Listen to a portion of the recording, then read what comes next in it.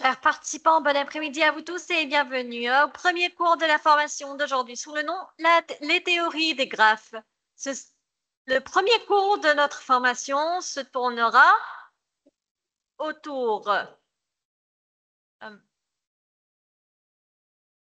de la motivation, introduction, exemple et aperçus historiques, les graphes non orientés, degrés, exercices et enfin les chaînes et cycles. Tout cela avec Dr. Jehan Oselati, membre du corps professoral de l'Université Midoshen.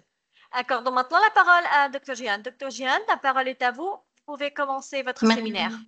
Le premier cours de la formation, pardon. Merci, Dr. Malak. Merci à vous tous, nos chers étudiants, pour votre participation. Donc, vous êtes les bienvenus.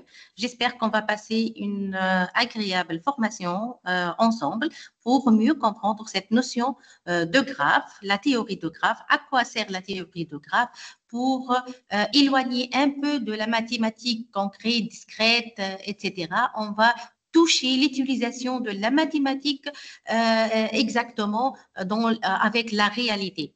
Donc, aujourd'hui, on va étudier une petite introduction sur la théorie de graphe, les définitions, etc.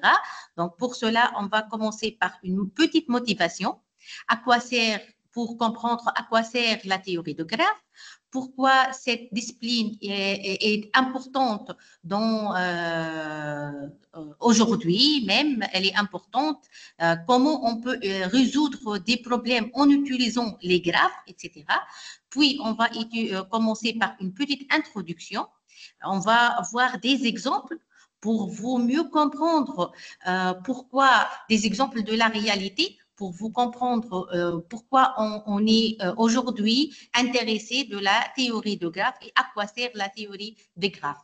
On ne peut pas commencer une théorie sans voir l'historique de cette théorie, d'où vient cette théorie de graphe, pourquoi on a imposé ces graphes, donc quel est le problème qu'on a trouvé déjà dans l'époque pour imposer ces théories des graphes. Puis, on va définir des graphes non orientés. En fait, les graphes, dans la théorie de graphes, il y a deux types de graphes. Il y a les graphes orientés et les graphes non orientés. Aujourd'hui, on va commencer par les graphes non orientés. Donc, on va donner des définitions, donner des exemples. On va définir le degré. Qu'est-ce que le degré d'un graphe? On va corriger, donc on va étudier ensemble plusieurs exercices sur ces graphes. Donc, on va prendre des problèmes de la vie réelle. Donc, ce sont comme des jeux presque. On va jouer ensemble.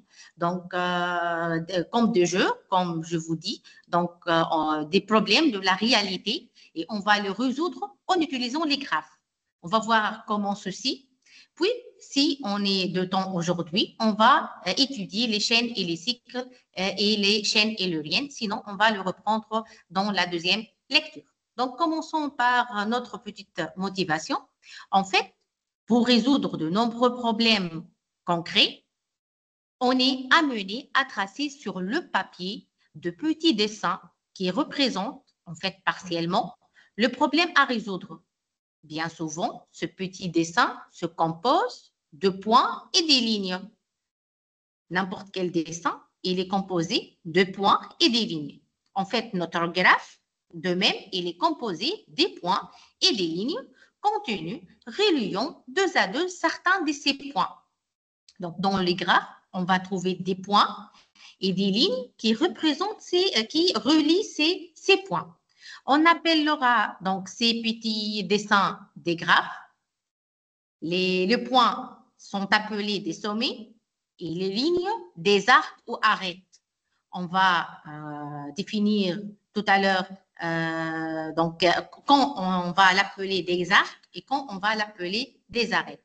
Selon que la relation binaire sous-jacente est orientée ou non. Si vous avez un graphe non orienté, on va appeler des arêtes. Si vous avez un graphe orienté, donc on va l'appeler des arcs. Donc, pour vous, les étudiants, donc le champ mathématique se limite peut-être au calcul. Toujours lorsqu'on dit mathématiques, vous croyez qu'il y a toujours des calculs d'algèbre linéaire, peut-être d'analyse, etc., statistiques, etc., et l'étude des fonctions, géométrie élémentaire, etc., etc. Donc, si on dit mathématiques, tout d'un coup, on réfléchit automatiquement à ces notions-là. Mais s'ouvrir sur la théorie des graphes, c'est ouvrir à des nouveaux raisonnements. Donc, la théorie de graphes nous permet d'avoir des nouveaux raisonnements en utilisant le mathématique.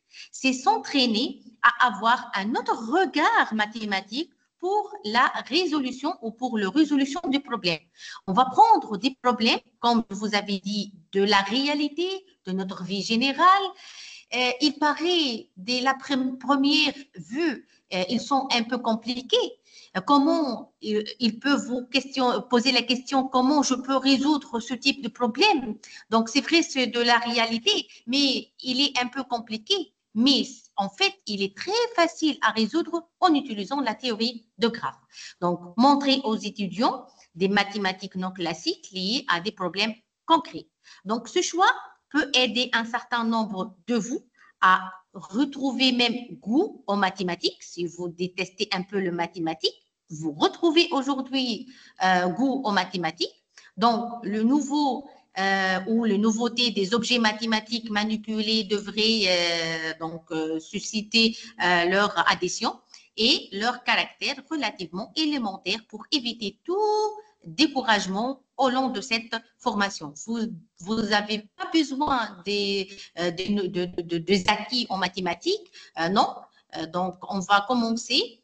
C'est une théorie, c'est une nouvelle théorie. Donc, on va commencer dès la première pas. Donc, vous n'avez pas besoin des acquis pour comprendre cette notion de théorie de graphes ou cette discipline. Donc, en fait, la théorie de graphes ouvre un grand champ de modélisation. Ah bon, c'est un très, très important notion. C'est quoi la modélisation? Donc, conduisant à des solutions efficaces. Donc, la modélisation, on va prendre un problème, comme je vous avais dit, de la réalité, n'importe quel problème, et on va le modéliser mathématiquement. On va le modéliser en utilisant les graphes. Donc, le problème, il peut être tout un paragraphe. Il y a des conditions, il y a plein d'informations, etc. Donc, peut-être il faut lire 1, 2, 3, 4 fois pour mieux comprendre ce problème.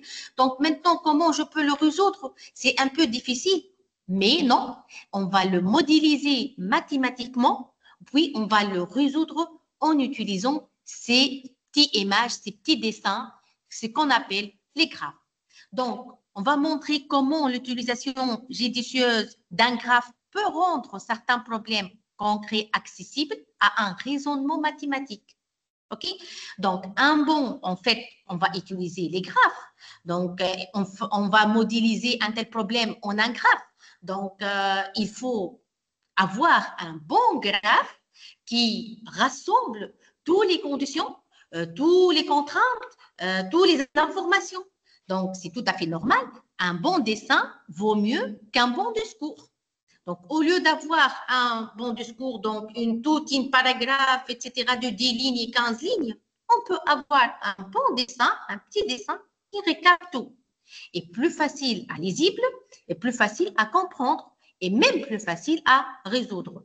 Donc, apprendre à représenter une situation à l'aide d'un graphe, en se posant d'abord les questions suivantes. Quels objectifs vont tenir le rôle des sommets? Donc, on a dit le graphe, il est constitué des sommets et des arêtes. Donc, les sommets, les points qui relient les arêtes. Donc, quels objets vont tenir le rôle de sommet, lequel deviennent les arêtes et qu'est-ce qu'elles représentent les arêtes. On va découvrir ceci ensemble au cours de cette première lecture. Avant de commencer celle-là, on ne peut pas avancer dans une théorie sans savoir d'où viennent. Pourquoi ils ont imposé cette discipline ou cette théorie, cette toute grande théorie? Pourquoi ils ont besoin de ces graphes? D'où vient l'idée même? Donc ici, on a le problème le célèbre problème de pont de Konzenberg. Donc, il y a des ponts. Ceci, c'est une petite image. Donc, il y a même une grande image. Donc, je vous donc ici restreint à une petite image. Donc, partir d'une terre, il y a une terre quelconque, A, B, C, D, juste 4 ici sommets, A, B, C, D, et traverser chacun des ponts une fois et une seule, et revenir à son point de départ. Ici, c'est un problème qui a été posé dans l'époque, en 1736. Donc, ce n'est pas même ces points-là, mais on a toute une carte, une grande carte, donc A, B, C, D, E, F, G, H, etc. Donc, une grande carte. Maintenant, je veux savoir comment je peux traverser chacun de ces ponts, mais à condition une fois et une seule, et autre condition, revenir à son point de départ. Lorsque je vois et j'aperçus ici, c'est un peu délicat. Comment je peux, donc au hasard, est-ce qu'on va, donc au hasard, je commence de D, donc en C, puis en A, est-ce que je reviens? Non. Donc, il n'y a pas de hasard parce que vous pouvez, avec un petit graphe comme ça, vous pouvez déterminer. Ah, madame, oui, on peut trouver le chemin où on peut traverser entre tous les ponts une fois et une seule et revenir à son point de départ. Mais imaginez si vous avez une grande carte. Avec le hasard, on ne peut pas le résoudre. Ça devient très, très difficile, même si c'est impossible. De prendre au hasard, je commence par ceci, ou vous avez, par exemple, je ne sais pas, 20 ponts, donc est-ce que je veux aller à celle-là, ah bon, je trouve que je retraverser encore dans ce point-là. Donc, ce problème a été posé dans l'époque. C'est pour cela qu'ils ont posé la discipline ou la théorie des graphes pour résoudre ces types de problèmes. Je peux même vous donner d'autres types de problèmes un peu loin de ces problèmes de pont-là.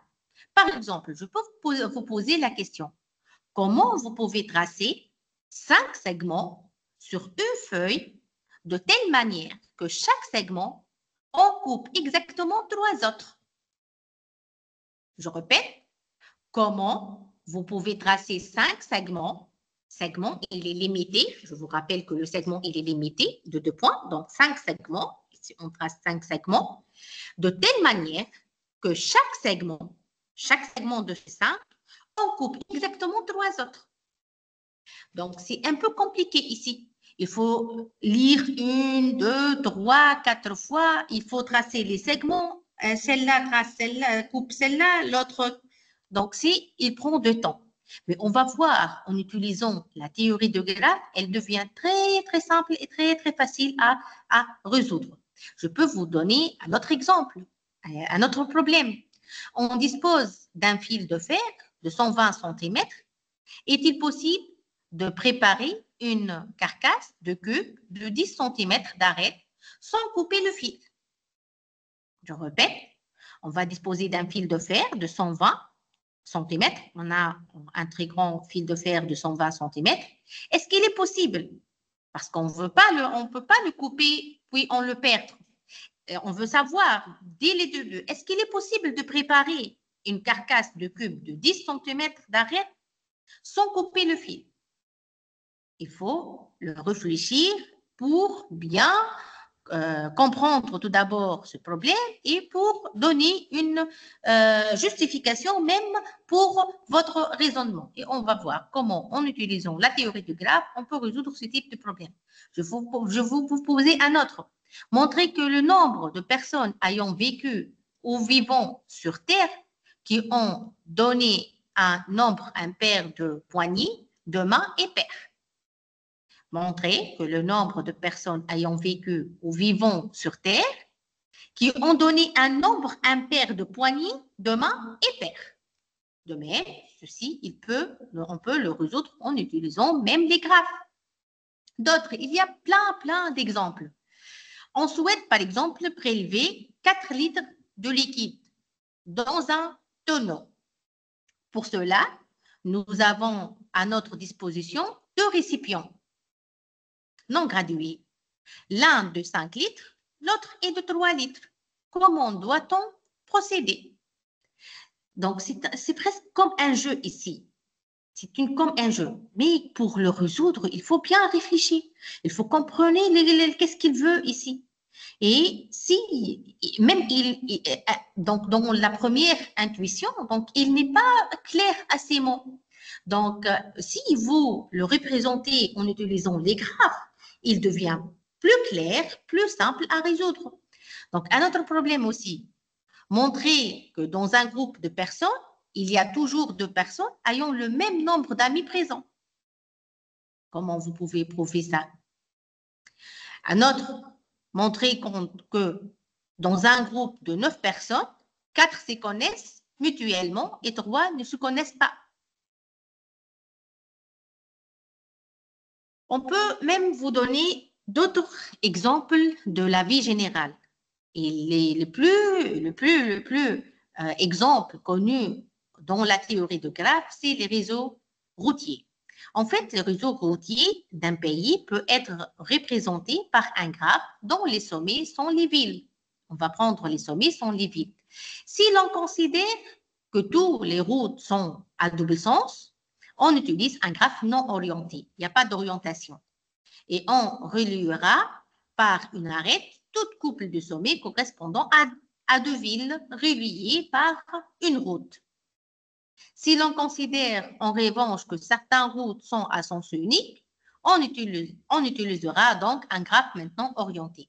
Ces graphes pourront être valués donc par la longueur de route correspondant, par exemple les kilomètres, etc.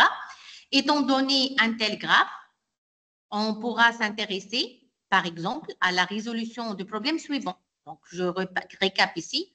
Vous avez une ville où vous avez, dans la ville ou dans le pays, vous avez des villes.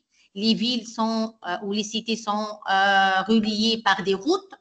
Donc, les sommets sont les villes et les routes sont les arêtes.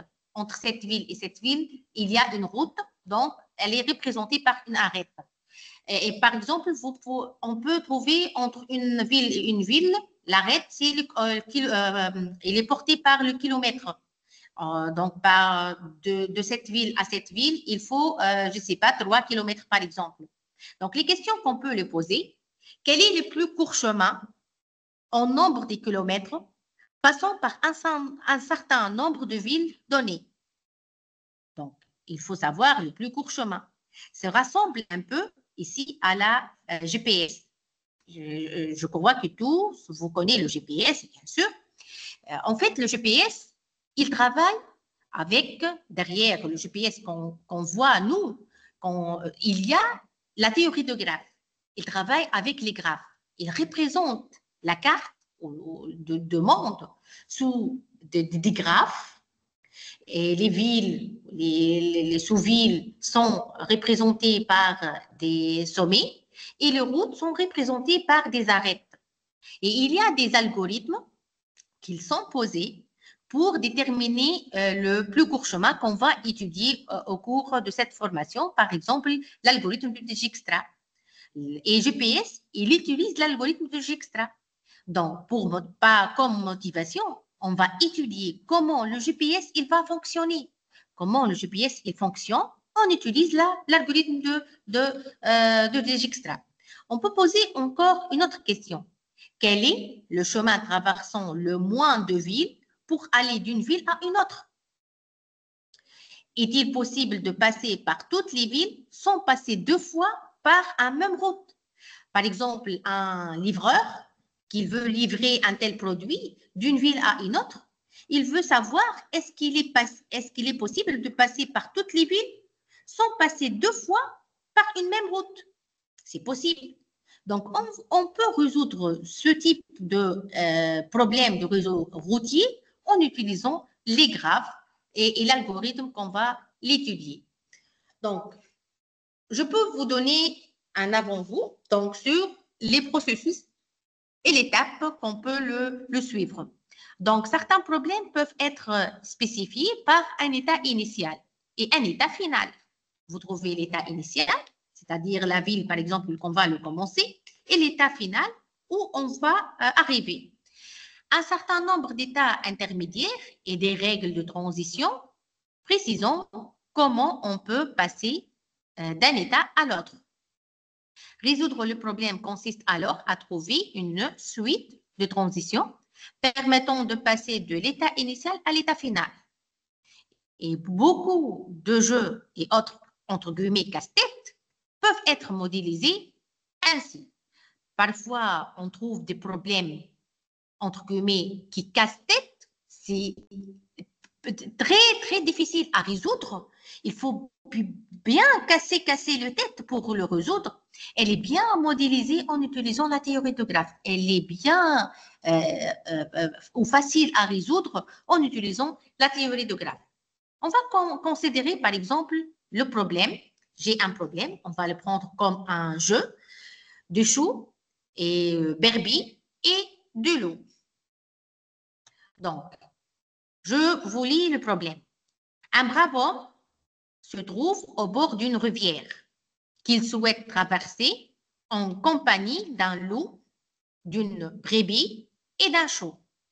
Mais malheureusement, il ne dispose que d'une petite barque, ne pouvant porter en plus de lui-même qu'un seul de ses compagnons, ou bien le loup, ou bien le brebis, ou bien le chou. Bien sûr, il y a des conditions ici. La brebis refuse de rester seule avec le loup, tandis que le chou, refuse de rester seul avec le brebis. Donc, les choux avec le brebis, non, on peut pas le rester, elle ne peut pas le rester ensemble. Et les brebis, avec la brebis, avec le loup, elle ne peut pas rester seule.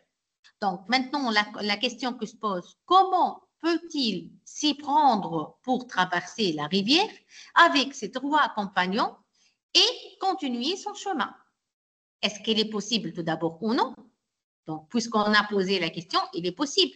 Donc, comment ces braves peut traverser la rivière avec ces conditions, toutes les compagnies à l'autre rivière, donc à la droite, par exemple, à la rivière droite.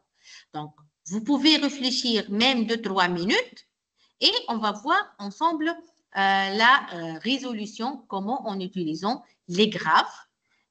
Juste, c'est comme motivation, comment on peut utiliser les graphes pour résoudre ces très simples problèmes ou ces problèmes qu'on doit le résoudre en cassant les têtes. Donc, prenez 2 minutes pour le réfléchir et pour comprendre un peu cette situation.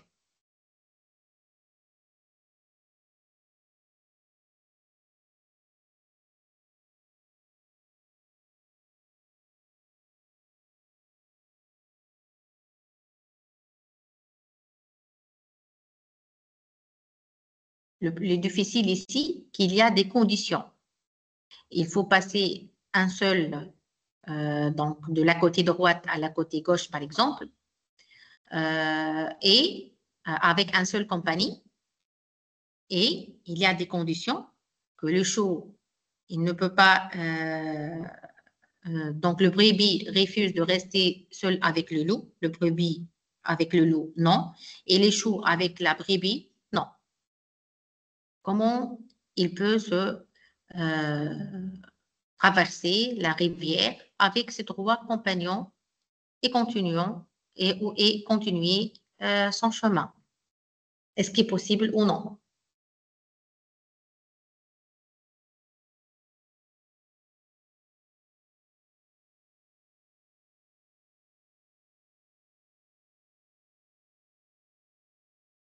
Qui a trouvé que ceci est simple dès la début? Donc, est-ce il vous paraît simple, délicat, ce problème-là de Brabant?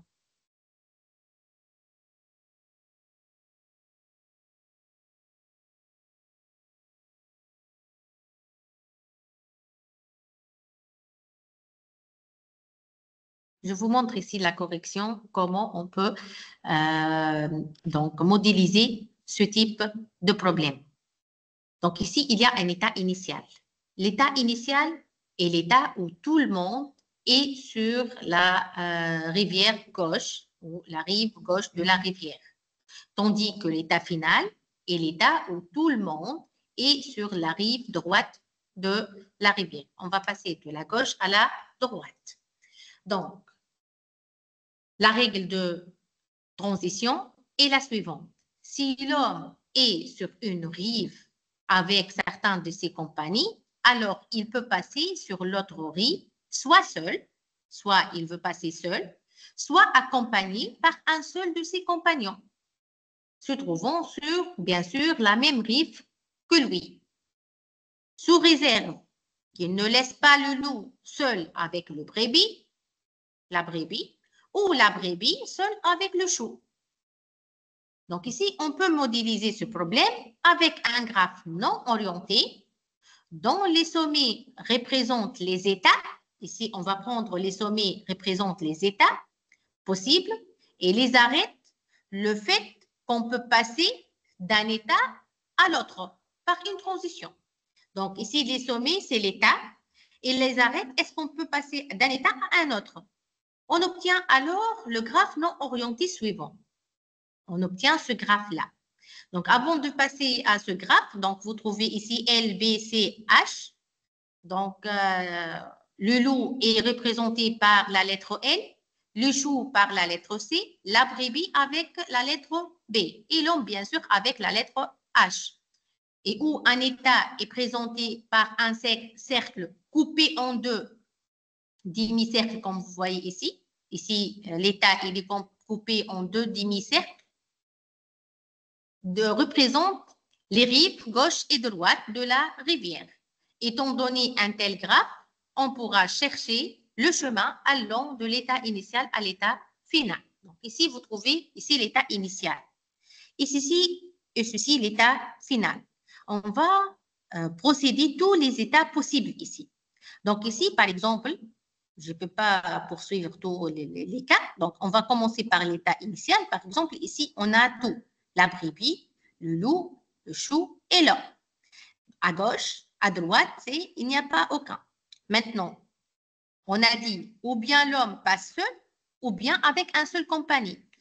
D'une condition, le chou et le brebis ne restent pas, la brebis ne reste pas ensemble et la brebis et le loup ne restent pas ensemble. Donc ici, l'homme, il passe avec la brebis.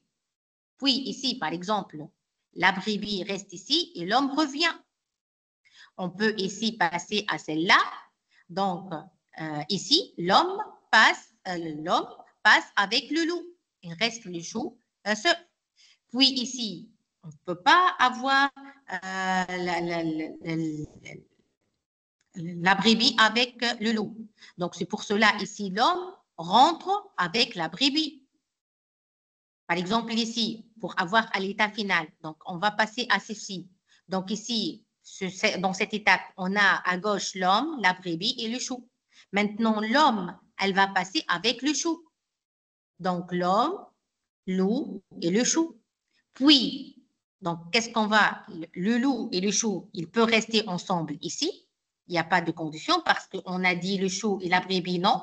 Et la brebis et le loup, non. Donc, on est dans le cas ici. Et l'homme revient. Lorsque l'homme revient à la brebis, il apporte la brebis avec eux. Et ceci, on trouve l'état final.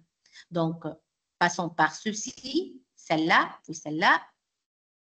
Ceci, l'état final. Et on a résoudre ce problème facilement en utilisant la théorie de graphe. Comment vous trouvez cette résolution dès la première vue? Comment vous le trouvez? Est-ce qu'elle est amusante? Est-ce qu'elle est délicate? Est-ce qu'elle est plus facile que de voir comme un texte ici? Comment vous le trouvez? Oui?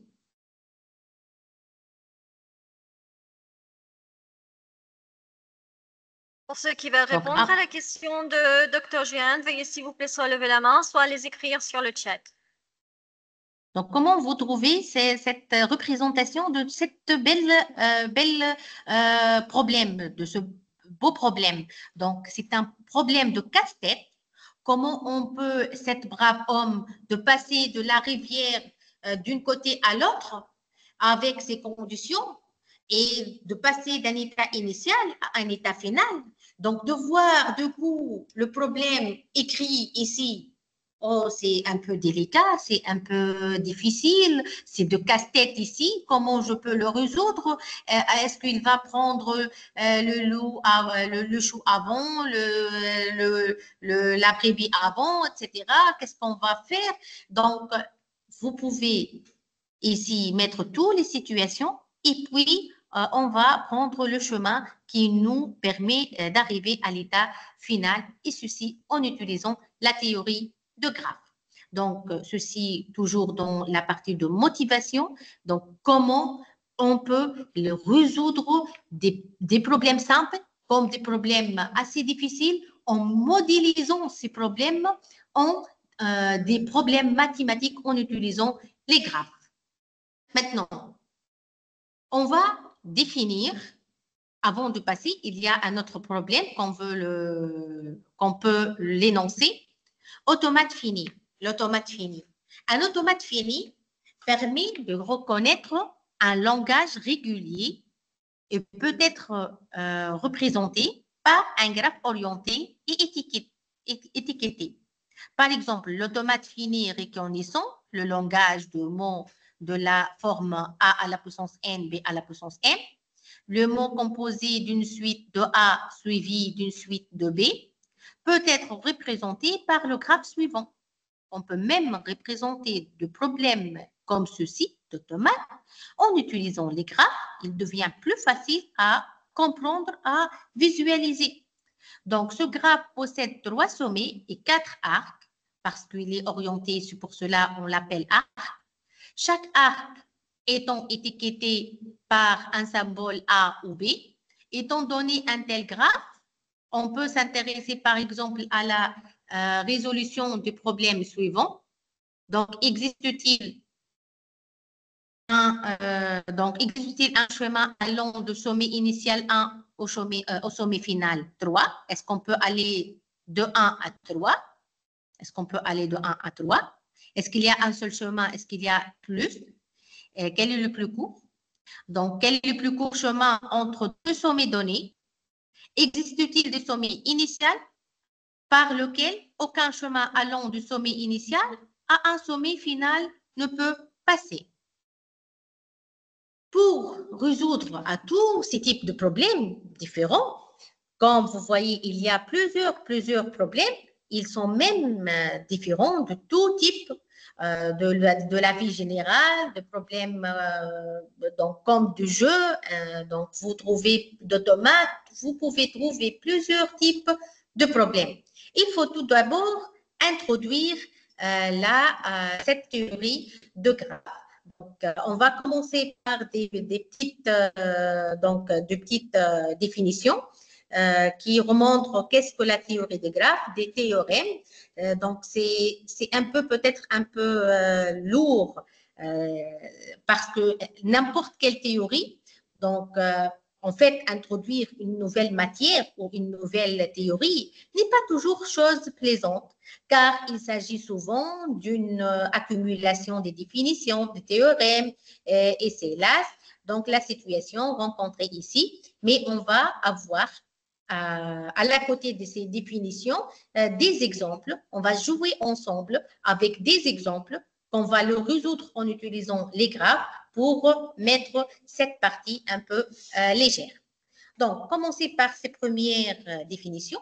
En fait, un graphe fini, G, est noté comme ça. Le graphe, on va le noter G, égale VE. Qu'est-ce que représente le V? Qu'est-ce que représente le E? Est défini par l'ensemble fini V, V1, V2 jusqu'à Vn, par exemple, dont les éléments, on appelle sommets. Donc, les éléments, le V, sont des sommets et le E sont des arêtes. Et par l'ensemble fini E égale E1, E2 jusqu'à EM, dont les éléments sont appelés arêtes. Comme on a déjà introduit, comme on a introduit, n'importe quel graphe, il est représenté par des sommets et des arêtes. Donc, ceci est la notation de graphe. G égale l'ensemble des sommets, l'ensemble des arêtes. Un arête E de l'ensemble grand E, celle-là, est définie par une paire non ordonnée de sommets, appelée les extrémités de E. Donc, chaque arête a une extrémité. Les extrémités sont les sommets. Si l'arête E relie les sommets A et B, on dira que ces sommets sont adjacents ou incidents avec E. Donc, vous trouvez ici la notion d'adjacence. Deux sommets sont adjacents s'ils sont reliés par une arête ou incident, un sommet est incident à E, à une arête, ou bien que l'arête E est incidente avec la sommet A ou B. Une arête, elle est incidente à ces deux sommets parce qu'une arête, elle est commencée par une arête et terminée par une sommet et terminée par une autre sommet. Donc, de plus, on appelle ordre d'un graphe le nombre de sommets n de ces graphes. Ceci est important parce qu'on va voir l'ordre d'un graphe et l'ordre d'une sommet. Il faut faire la différence. L'ordre tout d'abord d'un graphe, c'est le nombre de ses sommets. Donc, toujours l'ordre de graphe, c'est le nombre de ses sommets. Donc, dans cette définition, on a défini le graphe. Qu'est-ce qu'une sommet? L'arête. Qu'est-ce que ça veut dire de sommet adjacent? Ils sont reliés directement par une arête. Une sommet est incidente à une arête. Et l'ordre d'un graphe, c'est le nombre de ses sommets. Passons maintenant à la représentation graphique. Comment je peux le représenter graphiquement? Donc, le graphe tire leur nom du fait qu'on peut le représenter par des dessins. À chaque sommet de G, on fait correspondre un point distinct du plan et on relie les points correspondant aux extrémités de chaque arête. Il existe donc une infinité de représentations d'un graphe. Les arêtes ne sont pas forcément rectilignées. Donc, il ne faut pas être en rectiligne. Si on peut dessiner un graphe G dans le plan sans qu'une arête non court une autre, les arêtes ne sont pas forcément rectilignes. On dit que G est planaire. Le graphe G ci-dessous est planaire. On va voir ici deux types de graphes. Donc, ceci un graphe, ceci un graphe.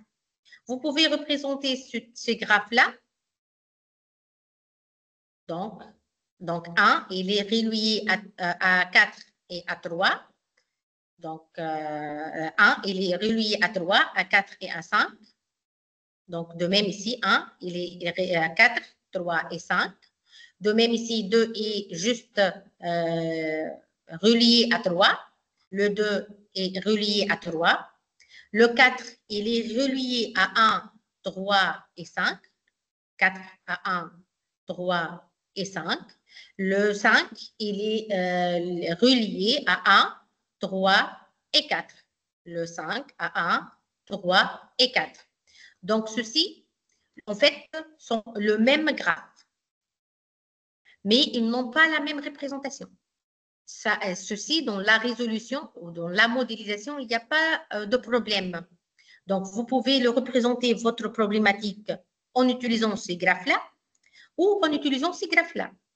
En fait, le plus important, c'est ces relations. Est-ce qu'il existe le même ou non?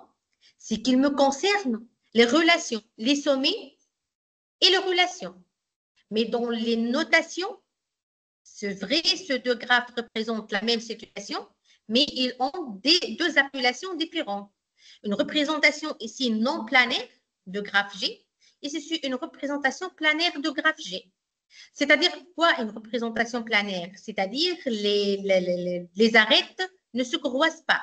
Une représentation planaire, les arêtes ici ne se croisent pas. Pourtant, ici, on peut avoir une représentation non planaire, c'est-à-dire les arêtes se croisent. Donc, dans la situation, il n'y a pas d'importance. Est-ce que les arêtes se croisent ou ne croisent pas? Il n'y a pas d'importance. Juste, ici, ils ont deux noms différents, mais dans nos situations ou problématiques, il n'y a pas d'importance. Ils n'influent pas si les arêtes, ils sont courroises ou non. Donc, il n'y a pas de différence entre ce graphe-là et ce graphe-là, que dans le nom. OK? Donc, maintenant, quelques types de graphes. On peut appeler un graphe est simple si au plus une arête relie deux sommets et s'il n'y a pas de boucle. Donc, ceci est appelé une boucle. Si un sommet est relié à lui-même, c'est une boucle. On peut trouver des situations où vous avez des boucles. Par exemple, représenter un graphe où le nombre 12, vous avez des nombres de 1 jusqu'à 12, représenter un graphe où les nombres 12 soient divisibles par 3. Donc, cette représentation, par exemple, dans ce problème de graphe, vous trouvez des boucles. Vous trouvez des boucles. On va le voir précédemment, prochainement. Donc, en fait, un graphe est simple si au plus une arête relie deux sommets, comme celle-là, deux sommets, et s'il n'y a pas de boucle. Ceci n'est pas simple parce qu'il y a de boucles. Il n'y a pas de boucle sur un sommet. On peut imaginer des graphes avec une arête qui relie un sommet à lui-même, une boucle, comme la situation que vous montre, que vous posez. Ou plusieurs arêtes reliant les deux mêmes sommets. On appellera ce graphe de multigraphe. Ceci, le multigraphe, c'est-à-dire ici, à part le boucle, il y a ici relié le même. Donc, ceci, avoir le multigraphe. Ceci n'est pas simple. Ce n'est pas un graphe simple. Pourtant, ici, c'est un graphe simple. Ceci, un graphe simple, parce qu'il n'y a pas de boucle. Un relie 3, il n'y a pas 3 relie 2, par exemple, pardon, 2 relie 3, il n'y a pas 3 relie 2. Donc, ce n'est pas un multigraphe. C'est simple ici. Il n'y a pas de boucle, il n'y a pas de multigraphe. Donc, pourtant, ici, c'est un multigraphe. Ce n'est pas un graphe simple. C'est ceci comme définition, elle est très importante. Maintenant, on va passer à une autre théorie très, très importante, c'est la théorie dans la théorie de graphe, la connexité et le graphe connexe et complet. En fait, un graphe est connexe s'il est possible, à partir de n'importe quel sommet, de rejoindre tous les autres en suivant les arêtes. Donc, de passer à 1, est-ce que je peux arriver à 2, par exemple? Donc, ceci est connexe. De passer à 1, est-ce que je peux arriver à 6? Ici. Est-ce que je peux arriver à 6? Non, il n'y a pas aucun chemin que me permet d'arriver à 6. Parce que ceci, c'est un tout, c'est un graphe. Est-ce que je peux arriver à 6 de 1 jusqu'à 6? Non. C'est pour cela ce graphe n'est pas connexe. Le graphe est connexe si je peux arriver d'une sommet à n'importe quel autre sommet en suivant un chemin, en passant par un nombre de arêtes, n'importe quelle arête. Le plus important est de passer d'un sommet à un autre, n'importe quel autre sommet, en traversant des arêtes. Donc, je répète, un graphe est connexe s'il est possible, à partir de n'importe quel sommet, de rejoindre tous les autres en suivant les arêtes. Un graphe maintenant non connexe se décompose en composantes connexes. Il a deux composantes connexes. Sur le graphe ci-dessous, les composantes connexes sont 1, 2, 3, 4, suffit une composante connexe. Et l'autre composante connexe, c'est 6, 5. Ce graphe-là, comme on a dit, n'est pas connexe car on ne peut pas arriver, par exemple, de 2 à 6, de 1 à 6, de 4 à 5. Il se décompose à deux composantes connexes. Ceci, la première composante, 1, 2, 3, 4, c'est une composante connexe. Je peux arriver de 1 à 3, de 1 à 4. Et 6, 5, c'est une autre composante connexe. Ici, la notion de connexité d'un tel graphe. Maintenant, une autre définition, un graphe est complet si chaque sommet de graphe est relié directement à tous les autres sommets. Si chaque sommet de graphe est lié directement à tous les autres. C'est-à-dire quoi un graphe complet? Un graphe complet, c'est tous les sommets sont 2 à 2 adjacents. C'est-à-dire tous les sommets sont reliés par une arête. 1, est-ce qu'il est relié à 4? Oui. 1, est-ce qu'il est relié à 5? Oui. À 3? Oui. À 2? Oui. De même 2, etc. Donc, un graphe complet, si chaque sommet de graphe est relié directement à tous les autres sommets, c'est-à-dire tous les sommets sont 2 à 2 adjacents. Ils sont 2 à 2 adjacents. Par exemple, ici, combien vous avez l'ordre de ce graphe? L'ordre de ce graphe. On a dit l'ordre de graphe, c'est le nombre de sommets. L'ordre de ce graphe, c'est 5. Vous avez ici 5 sommets. Chaque sommet, combien a des arêtes? 1, 2, 3, 4. 1, 2, 3, 4. La sommet 5. 1, 2, 3, 4. Il y a 4 arêtes sur de 5. Il y a 4 arêtes sur de 4. 4 arêtes sur de 3. 4 arêtes sur de la sommet 2. De même, 4 arêtes sur de la sommet 1. On va le rappeler de cette remarque prochainement.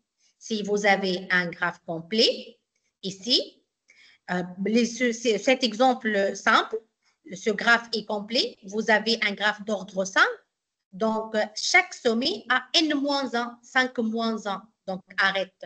Chaque sommet a 5-1, n-1, arête qui sort de sommet si vous avez un graphe complet. Passons à une autre définition.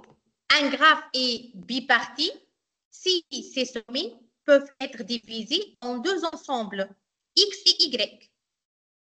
Un graphe bipartite, on va le diviser en deux sous-ensembles, deux ensembles X et Y. De sorte quoi? De sorte que toutes les arêtes de graphe reliant un sommet dans X, ici des X, a un sommet dans Y. C'est-à-dire, ce graphe est bipartite. Donc, on a le deux ensembles 1, 3, 5 et l'autre ensemble, le Y, 2, 4. Donc, 1, il est relié à 4 et 2. 3, il est relié à 4.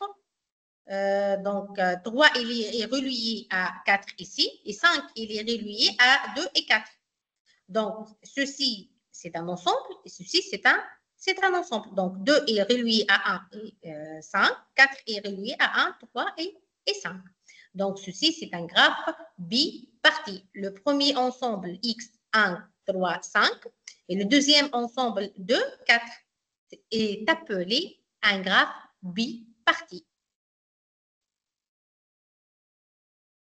Maintenant, on va prendre une pause de ces définitions. On va prendre un exemple qu'on va essayer de le résoudre en utilisant les graphes.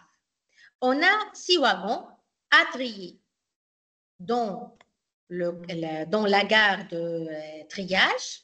Le wagon entre dans l'ordre 2, puis 5, puis 3, puis 6, puis 1, puis 4. On a 6 wagons. Donc, ils vont entrer en ordre.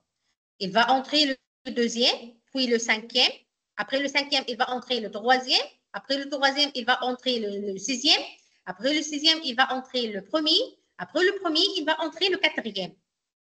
Mais la condition, ils doivent sortir dans l'ordre croissant. Ils doivent sortir dans l'ordre croissant. Donc, 1, 2, 3, 4, 5. Deux wagons I et J peuvent être mis sur la même voie si et seulement si entrent dans l'ordre dans lequel ils doivent sortir. Deux wagons I et J peuvent être mis sur la même voie quand il y a une condition, si et seulement si entrent dans l'ordre dans lequel ils doivent sortir. Ils entrent en ordre et ils doivent sortir dans l'ordre croissant. Dessinez un graphe illustrant la situation en indiquant ce que représentent les sommets et les arêtes de votre graphe. Et on va déterminer quel sera le nombre minimal de voies nécessaires au tri. Donc, vous pouvez prendre 5 minutes pour réfléchir à cette situation et on va le prévenir. C'est une très belle situation. Elle paraît un peu délicate, mais il faut le résoudre. Vous pouvez le résoudre en utilisant les graphes.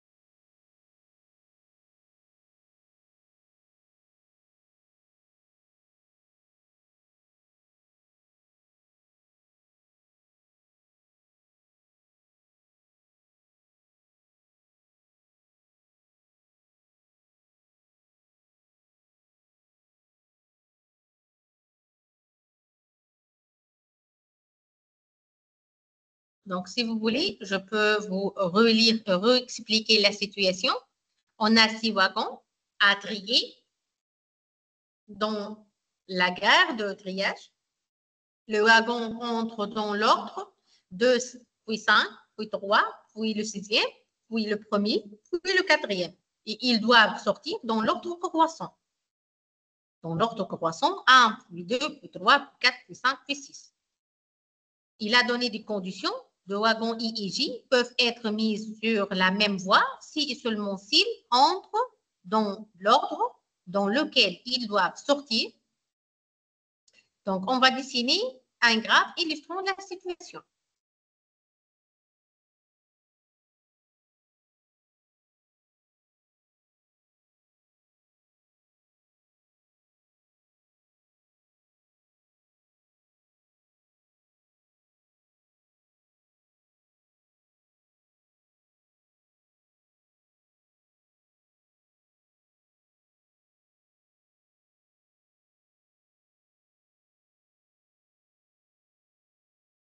Donc, si vous voulez, on peut le corriger cet exemple et je vous donne plus de temps dans le prochain exemple parce que c'est un peu, je trouve que c'est un peu délicat pour la première vue des graphes.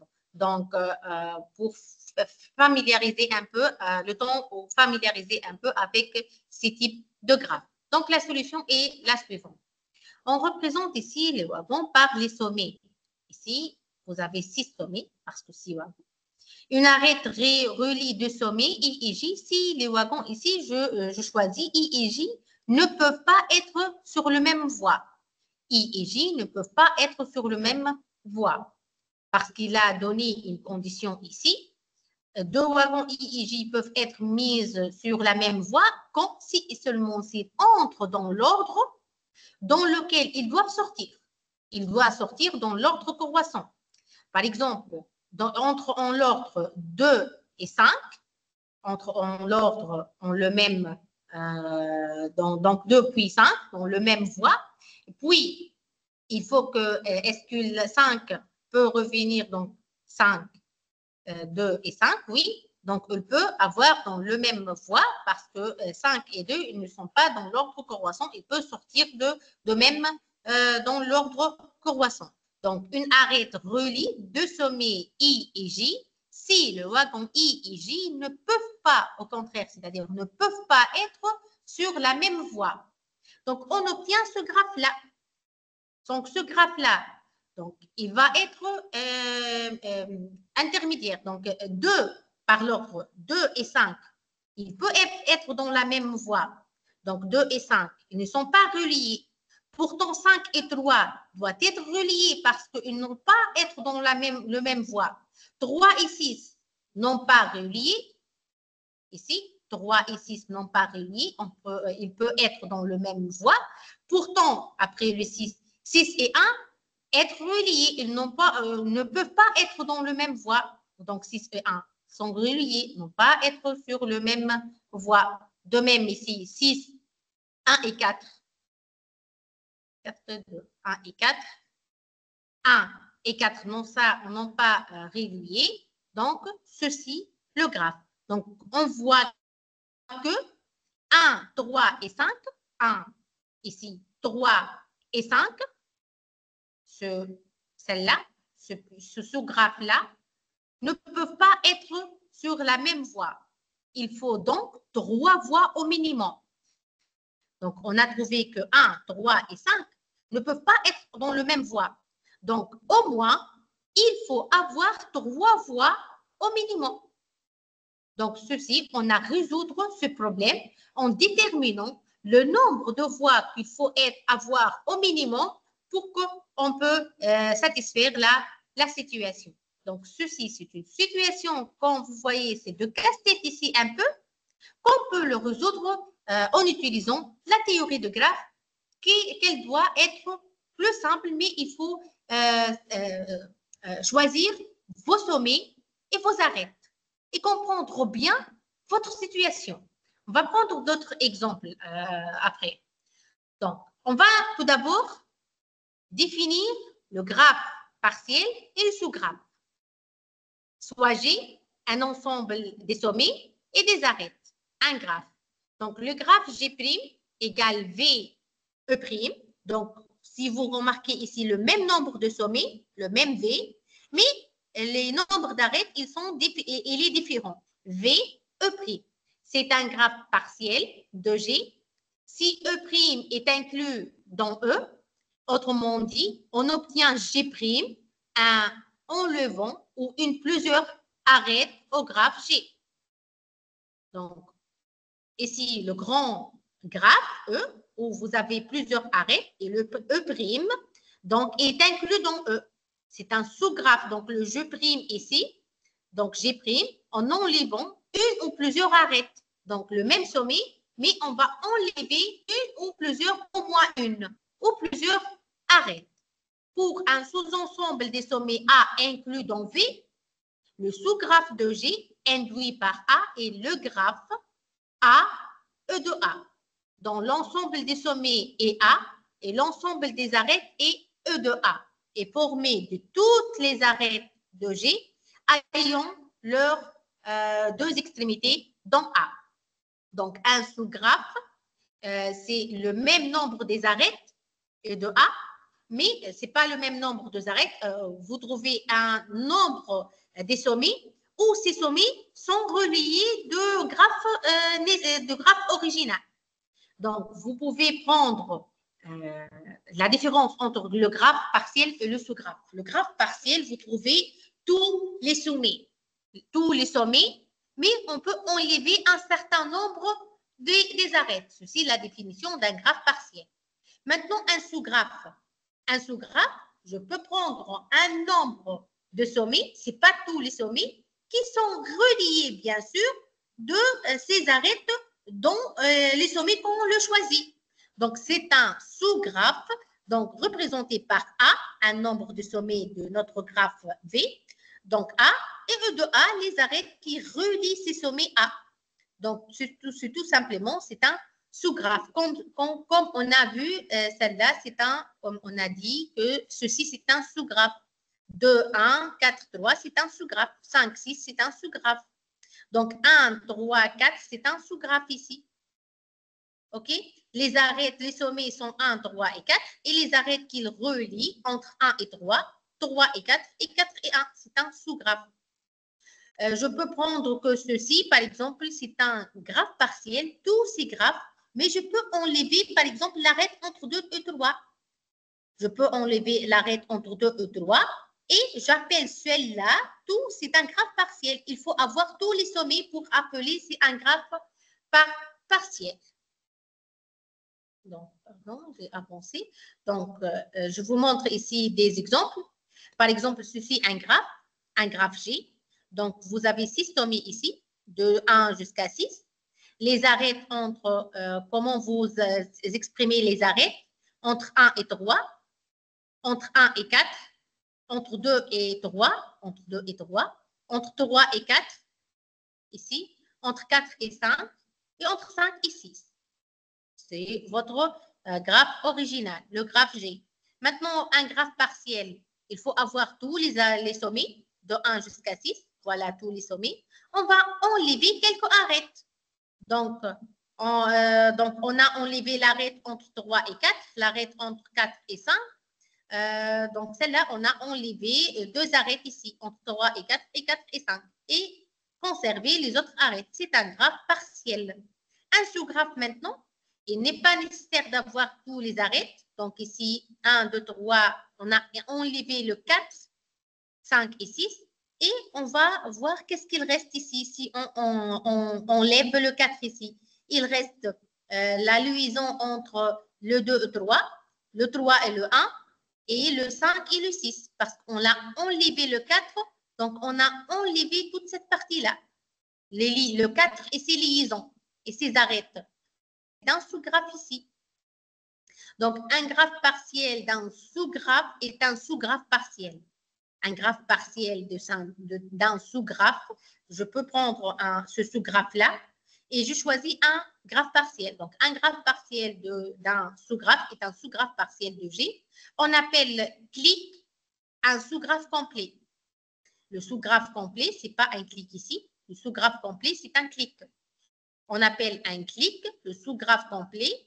Donc, un graphe G ci-dessous, le sous-graphe K, VE, avec V1, 3, 4, et E1, 3, 1, 4, 3, 4, c'est un clic. Ici, 1, 3, 4, dans le G, 1, 3, 4, ici, c'est un clic parce qu'il est complet. Ici, c'est un clic. Un sous-graphe complet est appelé un clic. On va passer maintenant à une autre notion assez importante, c'est le degré. On a déjà introduit l'ordre de graphes. Il faut différencier. L'ordre de graphes, c'est le nombre de sommets. Maintenant, on va définir le degré. Donc, le degré d'un sommet, on appelle degré du sommet V et on note dV, le nombre d'arêtes incidents à ce sommet. Il faut faire attention ici. Une boucle, ceci une boucle sur un sommet compte double. Une boucle sur un sommet, il compte double, il compte 2 fois. On va voir comment. Dans un graphe simple, on peut aussi définir le degré d'un sommet comme étant le nombre de ses voisins, la taille de son voisin. Donc ici, le degré de V1, combien y a-t-il d'arêtes ici de V1? Il y a 2 arêtes. De V2, il y a 2 arêtes. Le degré de V2, le degré de V3, 1, 2, 3, 4, 4 arêtes. Le degré de V4, 1 seulement. Il y a une arête sort de V4. Le degré de V5, il y a 1, 2 et 3. On a dit, elle a compté 2 fois le boucle. Donc, le degré de V5, c'est 3 ici. Elle a compté 2 fois. On va utiliser cette notion de degré dans la résolution de plusieurs problèmes. On va le voir comment, dans plusieurs exemples. Maintenant, le théorème. On a ce théorème important. La somme de degrés des sommets d'un graphe est égale à 2 fois le nombre d'arêtes. La somme de sommets d'un graphe, la somme de degrés de sommet d'un graphe, c'est-à-dire quoi la somme de degrés de sommet d'un graphe? C'est ce graphe-là, la somme de ce degré-là, 3 plus 1 plus 4 plus 2 plus 2, donc 4, 4 plus 4, c'est 8, 8 plus 2, 10, 10 plus 2, c'est 12. Donc la somme de degrés de tous les sommets, ici 12, normalement est égale à 2 fois le nombre d'arêtes. Donc si je veux savoir le nombre d'arêtes, égale n demi fois 12. Dans notre exemple, égale à 6. Égale à 6 arêtes. 1, 2, 3, 4, 5, 6. Voilà, il y a 6 arêtes.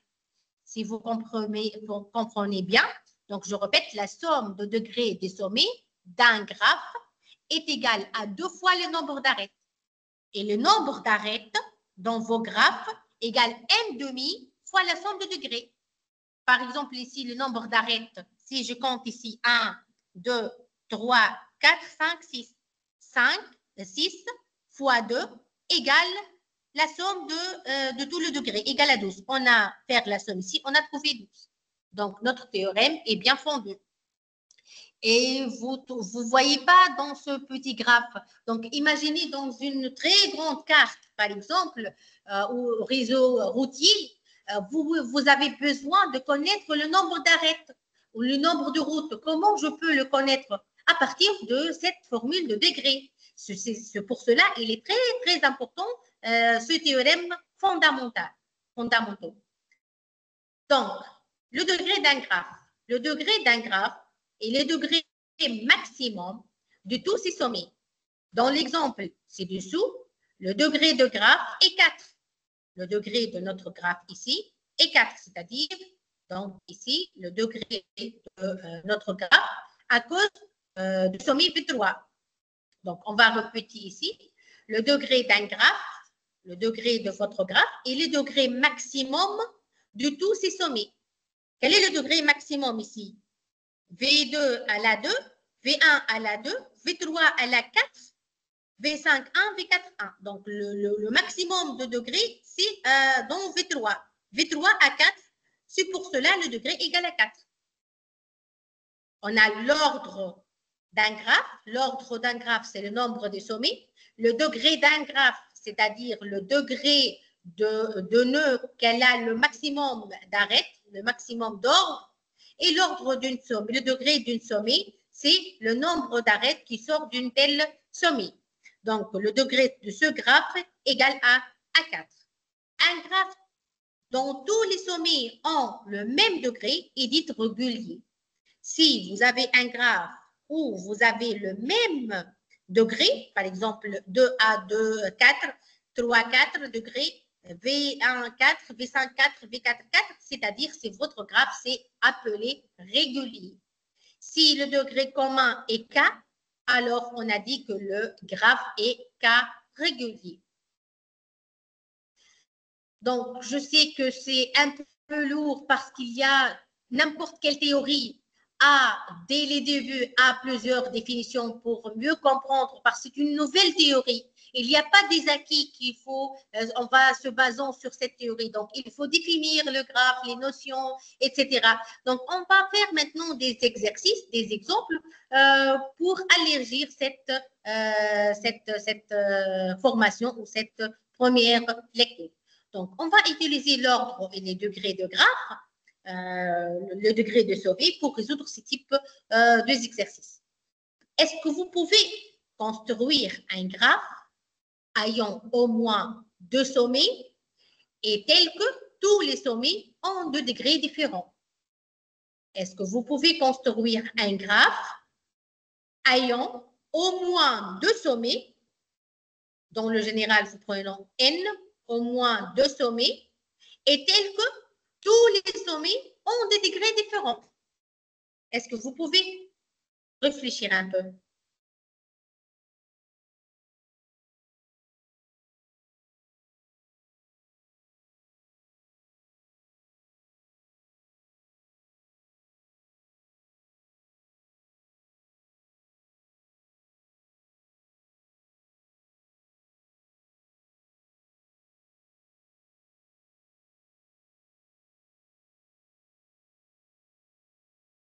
Vous pouvez, donc je peux vous pouvez raisonner par l'absurde. Donc, vous supposez qu'il existe et donc je vous donne la solution, donc n'existe pas. Donc, essayez de le prouver. Donc, vous pouvez le résoudre par l'absurde. Vous supposez qu'il existe avec un graphe qui possède n sommets. Et donc, vous prouvez le maximum. Et qu'est-ce que vous avez trouvé, par exemple? S'il y a des réponses, je suis... Oui, si... Oui, oui. Donc, pour ceux qui veulent répondre, s'il vous plaît, soit lever la main, soit les écrire sur le chat. Merci, Dr. Malak. On va utiliser le degré de votre graphe.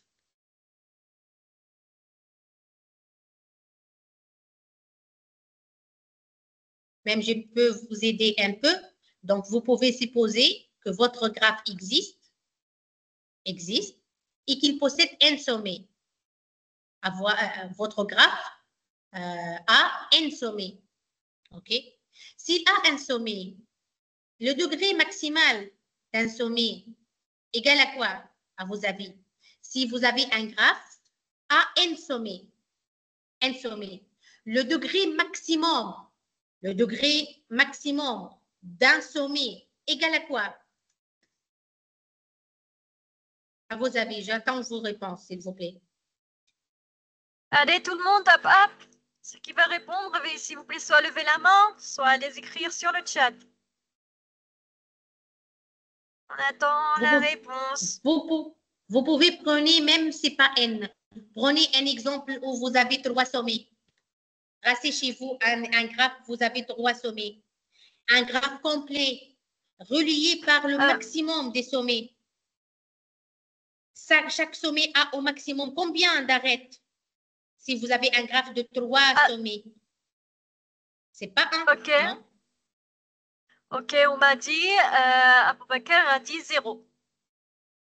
Non, c'est pas 0. Donc, je reprends l'exemple de 3 sommets, seulement 3 sommets. Tracez chez vous un graphe où vous avez 3 sommets. Où vous avez 3 sommets.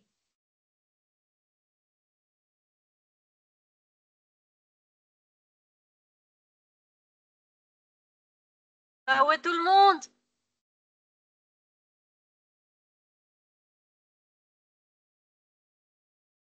Allez, il faut répondre. OK, est-ce que vous voyez ici? Donc, on peut ici rappeler.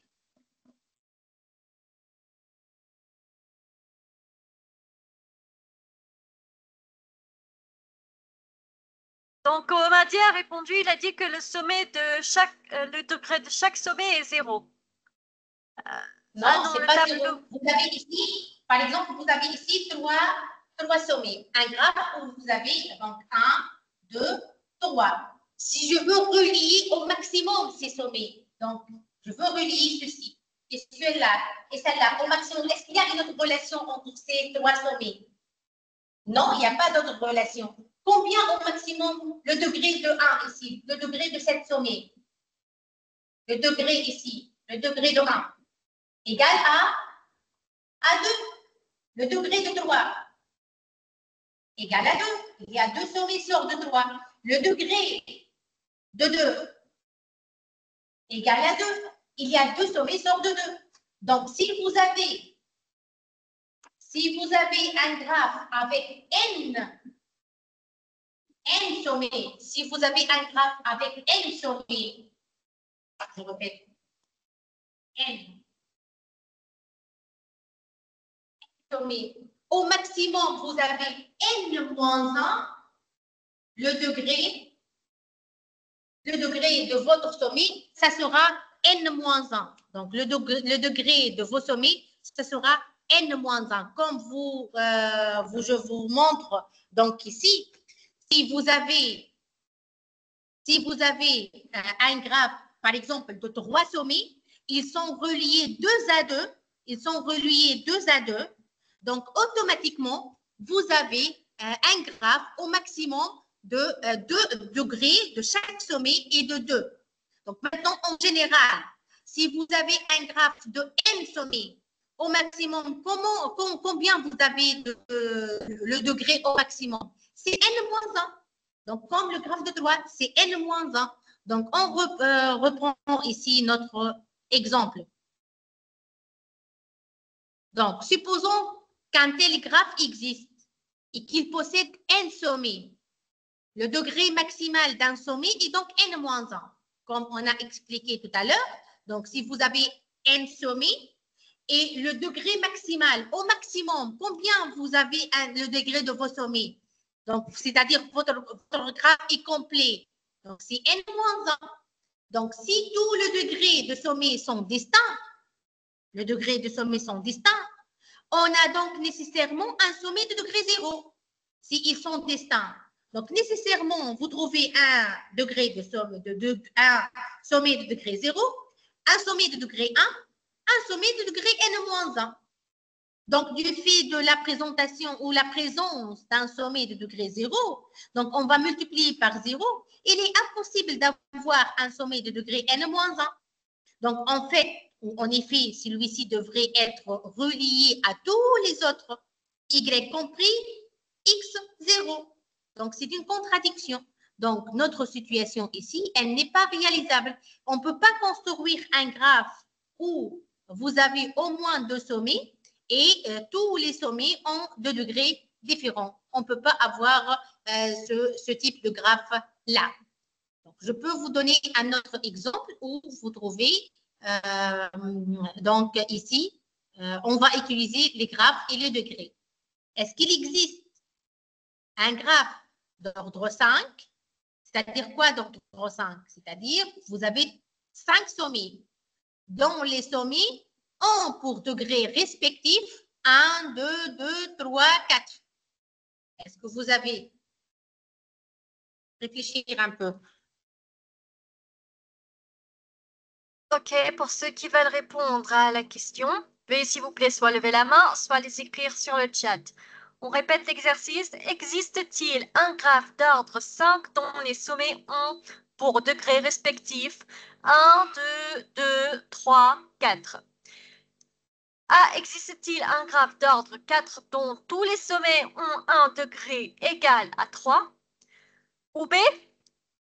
C'est la deuxième question, pardon. B. Existe-t-il un graphe d'ordre 5 dont tous les sommets ont un degré égal à 3? Ceux qui veulent répondre, veuillez s'il vous plaît soit lever la main, soit les écrire sur le chat.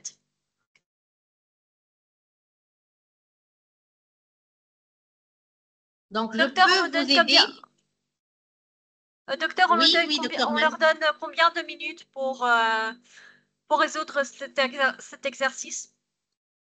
Donc, on va commencer par le premier question. On va commencer un par un. Donc, prenez 2 minutes pour le premier question. Prenez 3 minutes, OK. 3 minutes pour le premier question. Donc, vous avez une durée de 3 minutes. OK. Vous avez une durée de 3 minutes pour résoudre l'exercice partie 1. Existe-t-il un graphe d'ordre 5 dont les sommets ont pour degrés respectifs 1, 2, 2, 3, 4? Ceux qui veulent répondre, veuillez s'il vous plaît soit lever la main, soit les écrire sur le chat.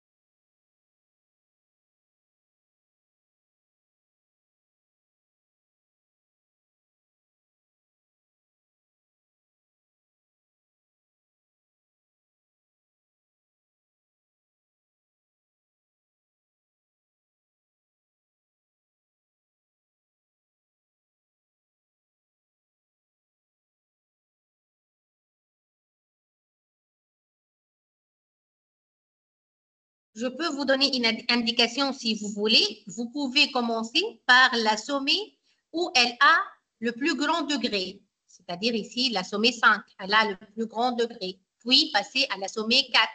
Puis passer à la sommet 3 et 2. Puis passer à la sommet 1. Vous pouvez commencer par la... Oui, continuez, docteur. Donc, y a-t-il des réponses? Oui, on m'a dit, Aboubakar qui dit il n'existe pas un graphe d'ordre 5 puisque le sommet 1 sera lié à 2.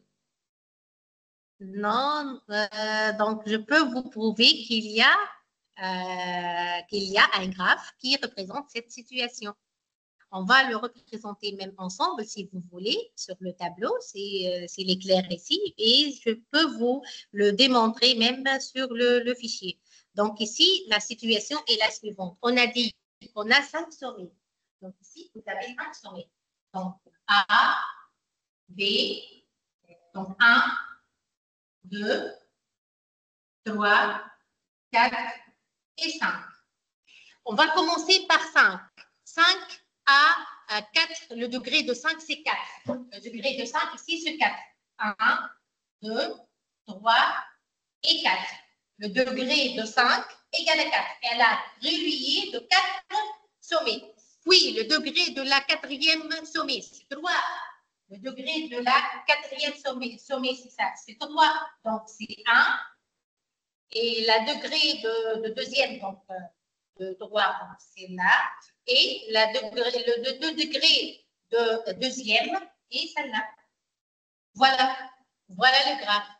Donc, c'est un graphe où vous avez 5 sommets. Le degré de 5, c'est 4. Le degré de 4, comme vous voyez ici, 3 arêtes, c'est 3. Le degré de 2, c'est 2. Le degré de 3, c'est 3. Et le degré de 1, c'est 1. Donc ici, il est possible de représenter ce type de graphe, comme vous voyez ici sur le PowerPoint. Donc, 4, on a commencé par la sommet, celle-là, parce qu'elle a le degré 4. Puis, on a passé passer à celle-là, puis celle-là et celle-là ont le même degré, puis le 1. Donc, c'est possible de tracer ce type de graphe. Maintenant, pour le deuxième question, existe-t-il un graphe d'ordre 4 dont tous les sommets ont un degré égal à 4? Existe-t-il un graphe d'ordre 4, c'est-à-dire d'ordre 4, 4 sommets, dont tous les sommets ont un degré égal à 3?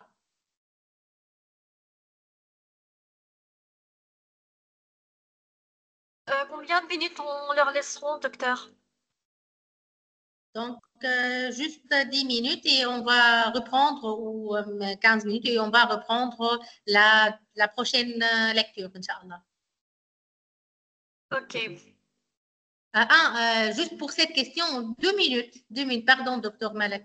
2 minutes. Il n'y a pas de souci, docteur. Ok, merci. Pour résoudre la deuxième partie de l'exercice, vous avez 2 minutes. La question est, existe-t-il un graphe d'ordre 4 dont tous les sommets ont un degré égal à 3? Pour ceux qui veulent répondre, vous pouvez soit lever la main, soit écrire vos réponses sur le chat.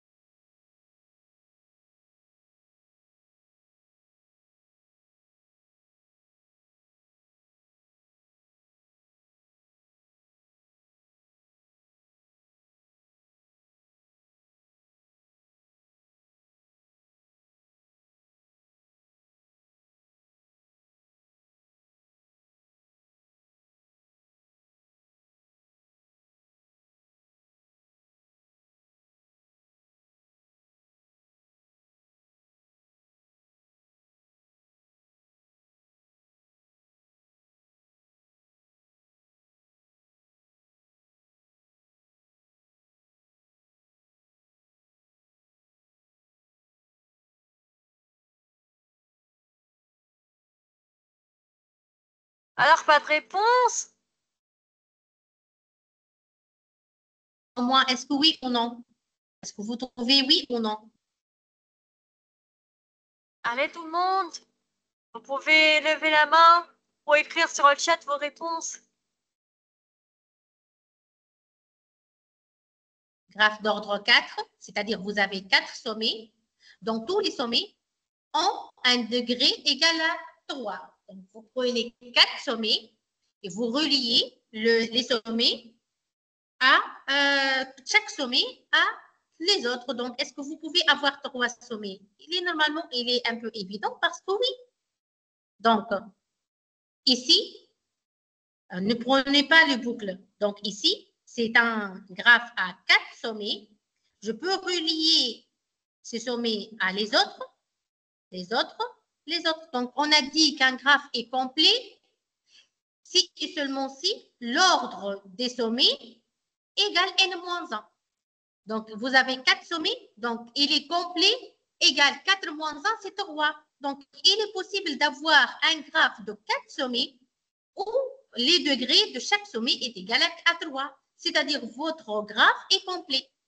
Et est-ce qu'il est possible d'avoir un graphe de 5 dont tous les sommets ont de degrés égal à 3? Oui, c'est possible si on ajoute des boucles, comme vous voyez ici. Donc, si on ajoute des boucles, il devient possible d'avoir un graphe de 4 sommets et le degré de chaque sommet égal à 5. Parce que 3, ici 4 et 5, elle est notée 2 fois. Donc, la théorème qu'on a ici, la somme de degrés de tous les sommets d'un graphe est égale à 2 fois le nombre d'arêtes de ce graphe. Donc, c'est donc un nombre pair. Donc, le degré 5 fois 3, c'est égal à 15. Et déjà un pair, donc un tel graphe n'existe pas. Si vous avez un degré, donc je reviens, pardon. À la deuxième, c'est un graphe simple. C'est pas un graphe parce que si vous avez avec les boucles, c'est pas simple. Si on passe à un graphe simple, il n'est pas possible. Si on compte un graphe simple, parce que ceci n'est pas simple. Si on compte un graphe simple maintenant et on va utiliser la formule. La formule, qu'est-ce qu'elle a dit? Elle a dit la somme de degrés de tous les sommets d'un égale à 2 fois le nombre d'arêtes. La somme de degrés, combien vous avez de sommets? Donc 5. Donc 5, le nombre d'arêtes, fois 3, donc égal à 15. Déjà, 15, ce n'est pas un nombre pair, parce que 2 fois n'importe quel est le nombre d'arêtes, c'est un nombre pair. Et 15, c'est un nombre impair. Donc, un tel graphe n'existe pas ici. C'est impossible d'avoir ceci. Donc, j'espère que ceci est clair. Donc, on va passer à un autre type d'exercice, d'exemple. Prenons ça comme un petit jeu. Donc, vous avez la situation suivante. 3 maris jaloux et leur épouse souhaitent traverser une rivière. Ils disposent d'une barque qui ne peut transporter plus de 2 personnes à la fois. Comment doivent-ils procéder, sachant qu'aucune femme ne doit rester en compagnie d'un ou 2 hommes sans que son mari soit présent? Je répète, vous avez 3 maris jaloux et leur épouse souhaite traverser une rivière. Ils disposent d'une seule barque qui ne peut transporter plus que 2 personnes à la fois. On ne peut pas avoir plus que 2. Donc maintenant, comment doit-il procéder? Il a une condition, sachant qu'aucune femme ne doit rester en compagnie d'un ou 2 hommes sans que son mari soit présent. Elle ne peut pas être seule avec les autres hommes, sauf que son mari avec eux.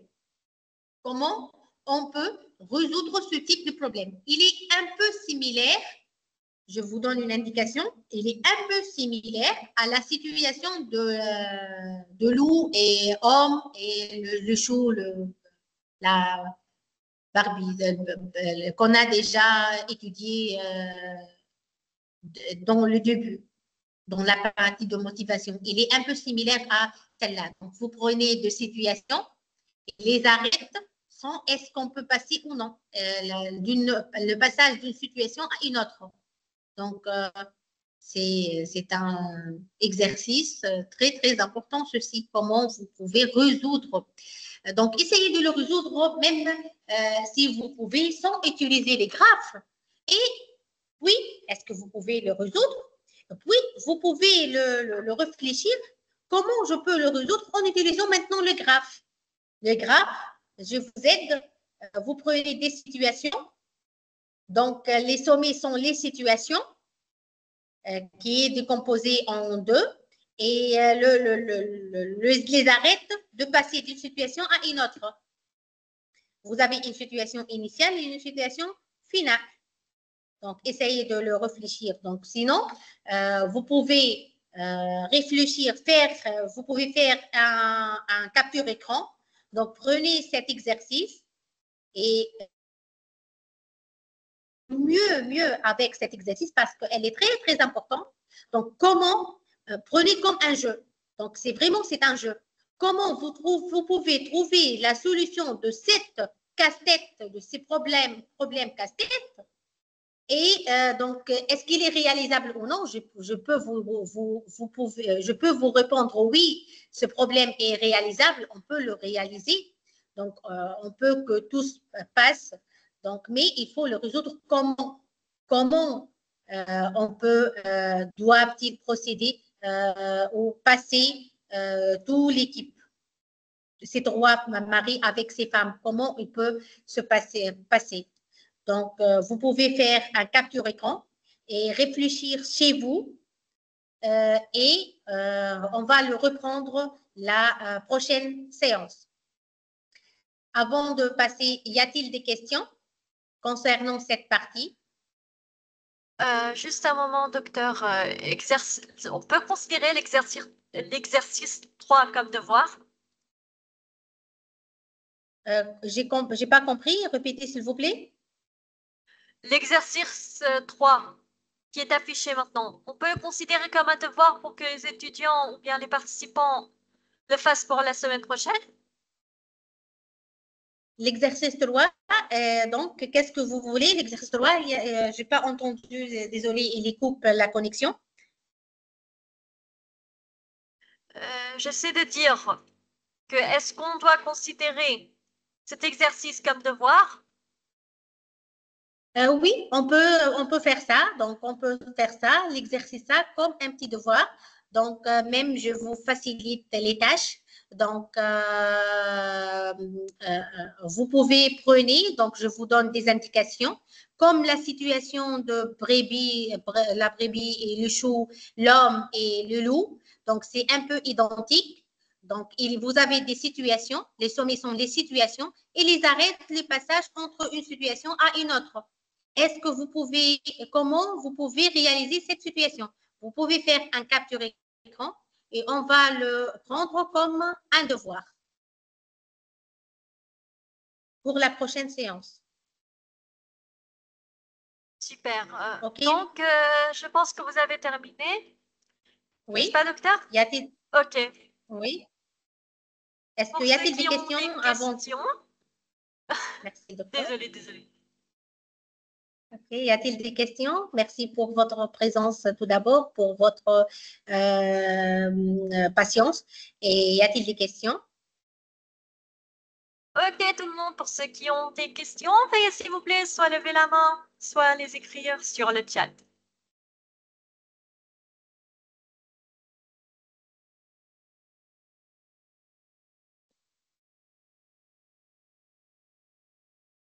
Même avant, je peux même changer de question. Est-ce que vous avez apprécié cette partie? S'il n'y a pas de questions, s'il y a des questions,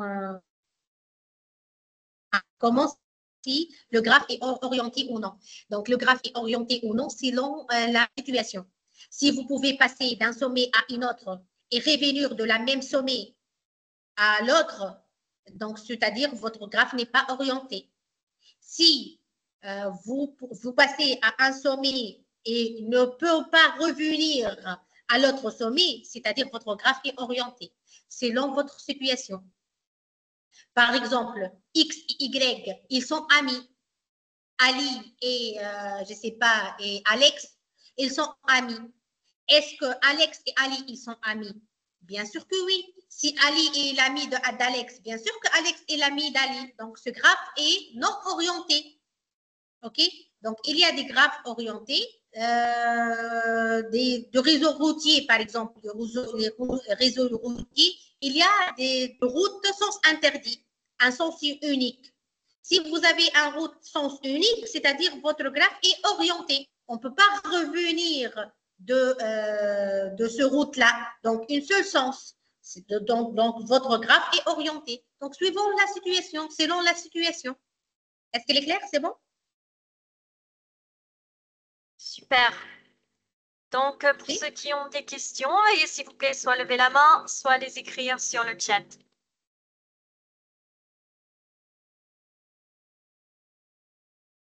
Personne a des questions?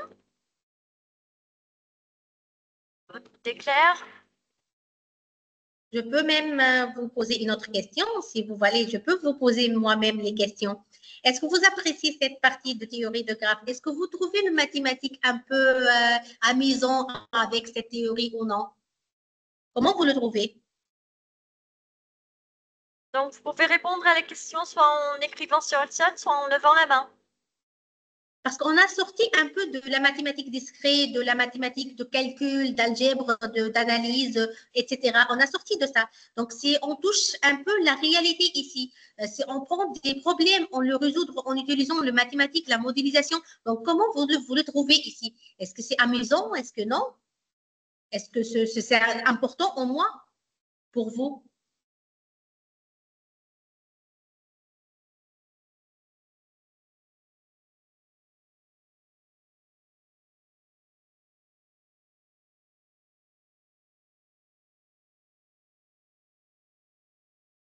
Oui, mes chers étudiants. On a quelqu'un qui est en train d'écrire ou deux personnes OK. qui sont en train d'écrire. OK.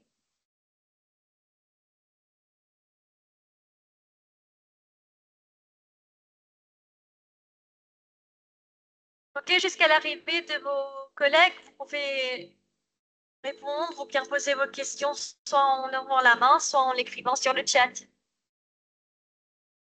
Docteur Jihen est à votre disposition. Oui. OK, Samirdine, la parole est à vous. Bonsoir, madame. Bonsoir. Veuillez m'excuser, mais je voulais juste savoir parce que je viens d'arriver. Je n'ai pas su la formation depuis le début. J'étais un petit peu pris par le travail. Je voulais savoir seulement si, par exemple, nous pouvons rapidement voir l'enregistrement de cette formation pour qu'on puisse traiter cet exercice que vous venez de nous donner là. Bon, l'exercice 3, je vois exercice numéro 3, je pense qu'il y a eu d'autres aussi des exercices, peut-être 1 et 2 qui sont déjà traités. Oui. Il y a même J'aimerais plus. tellement vraiment voir les débuts de la formation pour que je puisse traiter cet exercice. Bon, en utilisant bien sûr la méthode que vous souhaitez. Parce que déjà, on peut le traiter oralement. Samirdine. Oui. Concernant la formation, le cours est enregistré, d'accord, et il sera bientôt disponible sur la chaîne officielle de l'université sur YouTube. Donc, ne craignez rien. OK, je veux envoyer ce PowerPoint à ma docteur Malek et pour vous transmettre le PowerPoint et même il est enregistré. Vous inquiétez pas, vous trouvez toutes les informations, ce qu'on a dit déjà. C'est ça, docteur Malek? Oui, ils auront le PowerPoint et ils auront également l'enregistrement qui sera bientôt disponible sur la chaîne YouTube. Donc, ne craignez rien, tout est disponible, Inch'Allah. Et tout est simple. Merci. Je vous en prie. De rien, merci. Je vous en prie. OK, on va passer vers Roumadi Aboubakar. Moi, j'ai aimé cette formation et c'est amusant et ça rend les casse-têtes difficiles faciles. Seulement, il faut savoir modéliser la situation. C'est son avis. Oui. Merci pour ton avis. Donc, c'est bien parce que la plus difficile tâche, c'est la modélisation. Et comment il faut savoir comment modéliser les problèmes, même vos problèmes de la vie générale, il faut savoir comment réfléchir, comment modéliser. On sort de la machine, etc. Il faut réfléchir, puisque vous êtes des êtres humains, il faut réfléchir comment modéliser n'importe quelle situation. Merci pour ton avis.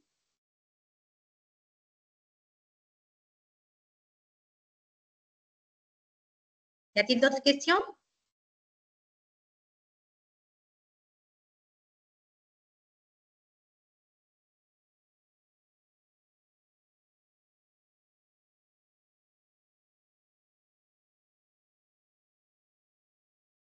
Y a-t-il d'autres questions?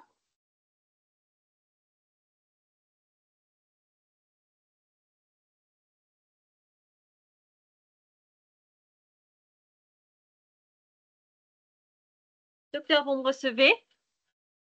Oui, docteur Malek. OK, nous avons un autre avis de Ambad Nadruddin. C'est super cool, les matchs dans la vie réelle. Oui, merci. Donc, c'est ça, oui. Et je pense que nous n'avons pas de questions à la fin du premier cours de la formation d'aujourd'hui, docteur. Voulez-vous ajouter quelque chose? Non, merci pour vos présences, merci pour votre attention et je suis ravie de vous accompagner au cours de cette formation. Donc, peut-être cette première lecture, parce que c'est une première théorie, c'est une nouvelle théorie pour vous. Donc, c'est un peu lourd parce qu'il y a plusieurs définitions. Ne vous inquiétez pas. Aux prochaines lectures, on va s'amuser plus ensemble. On va faire moins des définitions. Donc, suivez donc les prochaines lectures, vous trouvez très, très amusant, je vous promets, donc, et très, très important et nécessaire. Merci pour votre attention, encore une fois, pour vos patience et à la prochaine. Merci. Merci encore, Dr. Maël Kabou.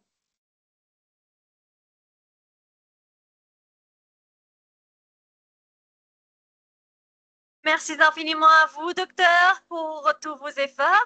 Merci aux participants pour avoir participé au cours de la formation d'aujourd'hui. Attention tout le monde, la formation n'a pas encore pris sa fin. Veuillez, s'il vous plaît, rester connectés et veuillez être présents la semaine prochaine, le mardi à 14 h selon l'heure locale de l'Arabie Saoudite. Vous pouvez également suivre les dernières actualités concernant les séminaires, formations, ateliers, concours et l'inscription au programme d'études de l'université via le compte officiel de l'université sur Facebook, le groupe WhatsApp des activités étudiants ou encore le site web. Merci à vous tous. On verra Inch'Allah la semaine prochaine ou encore dans quelques jours avec nos séminaires et ateliers, que ce soit gestion de stress, qui est